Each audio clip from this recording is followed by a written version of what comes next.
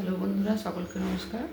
তো বন্ধুরা, আজকে আমি ইলিশ মাছের একটা রেসিপি করছি।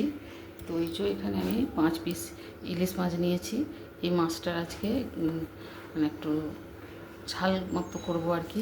তো সেটাই আপনাদের সাথে একটু শেয়ার করছি, কীভাবে রান্না করছি। এটা আপনারা দেখুন, আশা করি আপনাদের এটা খুবই ভালো লাগবে। তো সোজা সাপটাভাবেই মাছের ঝালটা করছি।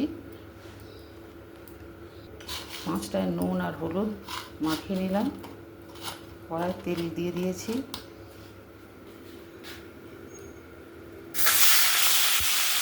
হঠাৎ করে মাছগুলো সব ভেজে নেব। মাছগুলো সব ভাজা হয়ে গেছে, এগুলো তুলে নিচ্ছি।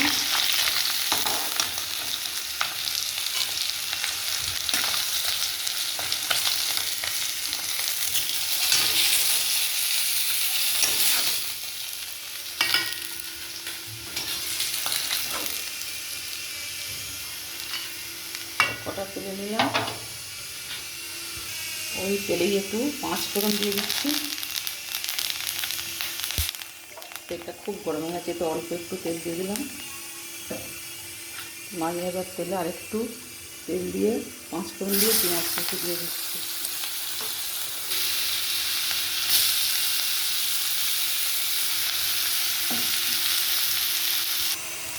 পেঁয়াজ ভাজা হয়ে গেছে, এবার টমেটো কুচিয়ে দিয়ে দিলাম।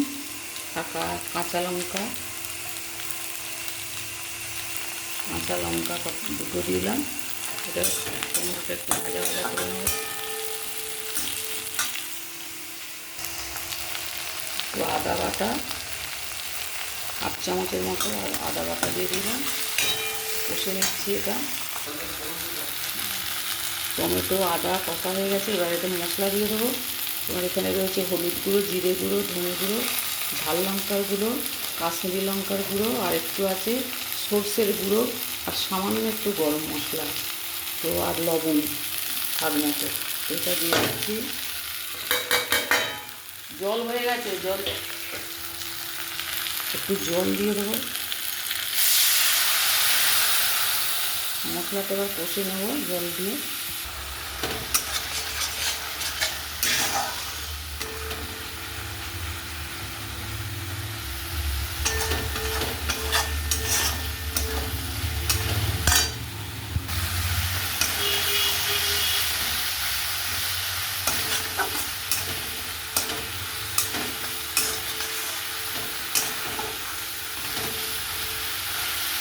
মশলাটা কষা হয়ে গেছে, এবার জল দিয়ে দিচ্ছি।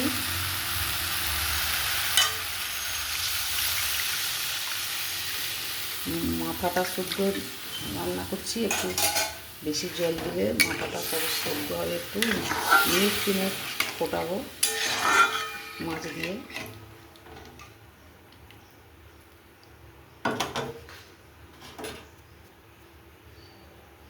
এখন ঝোলটা একটু ফুটে যাবে, তারপর মাছটা দিয়ে দেবো। এবার ঝোলটা ফুটে গেছে, মাছগুলো দিয়ে দিচ্ছি।